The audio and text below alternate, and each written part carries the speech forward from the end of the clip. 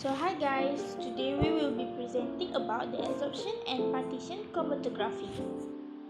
So the group members of this group are Nur Wahidayah binti Yaakob, Yudina Nabiha binti Saiful Jamshir, Nur Akila Warda binti Abdullah, and Nur Sabrina binti Abdul Muhammad Salim. The agenda of our presentation is the definition of absorption and partition chromatography, the principles, the examples, and how the adsorption and partition chromatography used in daily life. So, what do you know about adsorption and partition chromatography? They are types of chromatography that are used for separation of components in a mixture that involves interaction between sample components and the mobile phase and saturation phase using. So like we know, there are two types of chromatography, the absorption chromatography and the partition chromatography. What is adsorption chromatography? Adsorption chromatography is the separation technique that uses the adsorption of a solute molecule to a solid support material to purify the sample. The solute is adsorbed to the support material and the unsorbed molecules are washed away.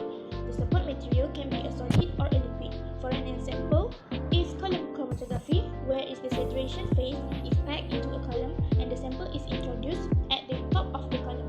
The sample components interact with the saturation phase and the components are separated based on their affinity for the saturation phase. While for partition chromatography is a separation technique that uses the partition of a solid molecule between two liquid phases, one of each is immobilized and on a solid support material. The solid is distributed between the two liquid phases based on its partition coefficient, which is the ratio of its concentration in the saturation phase to its concentration in the mobile phase. Partition chromatography can be used for liquid-gas and liquid-liquid separation.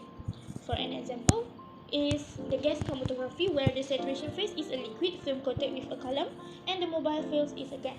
The sample components are separated based on the volatility and the polarity.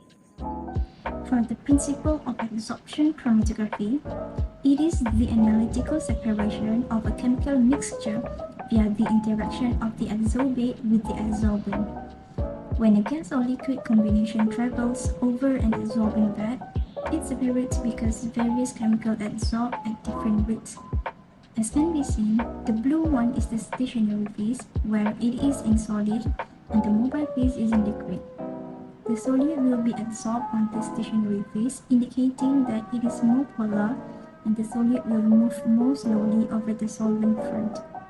On the other hand, if it is less polar, the solute will move together with the less polar and non-polar mobile phase, and it will move faster over the solvent front. The partition chromatography principle shows that a solute will disperse across two immiscible liquids based on its distribution coefficient. Immiscible means the liquid does not mix. The higher the distribution coefficient, the more the solute partitioned into the concentrated liquid. As shown, the stationary phase is in the liquid supported on solid, while the mobile phase is in liquid. The mobile phase is less polar than the stationary phase, and it causes the mobile phase solvent move up to the solvent front. If the component is more soluble in the mobile phase, then the component will be carried further to the solvent front. Example of adsorption and partition chromatography. For adsorption, it has three types of chromatography. First is thin layer chromatography, second is column chromatography, and last is gas solid chromatography. Next is partition chromatography. It also has three types of chromatography. First is high performance liquid chromatography, second is paper chromatography, and lastly is gas chromatography. The most commonly used chromatography techniques are thin layer chromatography and paper chromatography. For thin layer chromatography, the stationary phase is a thin absorbent material layer, usually silica gel or aluminum oxide, coated onto an inert plate surface, typically glass, plastic, or aluminum. The sample is poured onto one end of the TLC plate and placed vertically into a closed chamber with an organic solvent.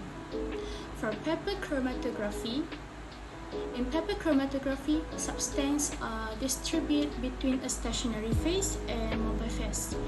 The stationary phase is the water trapped between the cellulose fiber of the paper. The mobile phase is a developing solution that travels up the stationary phase, carrying the sample with it. And then we are going to talk about adsorption and partition chromatography in our daily life. So, this is the example of adsorption chromatography in our daily life. Purification of water. The process of removing unwanted chemical compounds, organic and inorganic materials, and biological contaminants from the water. Imagine using a water filter with an activated charcoal. The charcoal acts as the absorbent, attracting and holding impurities from the water as it passes through the impurities stick to the surface of the charcoal, allowing clean water to. Okay, we are going to talk about partition in our daily life. Cooking with oil and water. When you cook with oil and water, you can observe partitioning of different components. For instance, if you are making a salad dressing, the oil and water separate into these two layers. The oil-soluble components efficiently dissolve in the oil phase, while the water-soluble components stay in the water phase. This is similar to the partitioning in principle. To sum up, adsorption chromatography and partition chromatography are two distinct but related methods that serve critical roles in analytical and preparative separation. Both procedures rely on the interaction of the mobile phase and stationary phase, with adsorption chromatography emphasizing analyte's affinity for a solid surface and partition chromatography emphasizing analyte dispersion between two immiscible phases. Finally, throughout this presentation, we have made several references, and these are the sources of our findings. That's all from our group.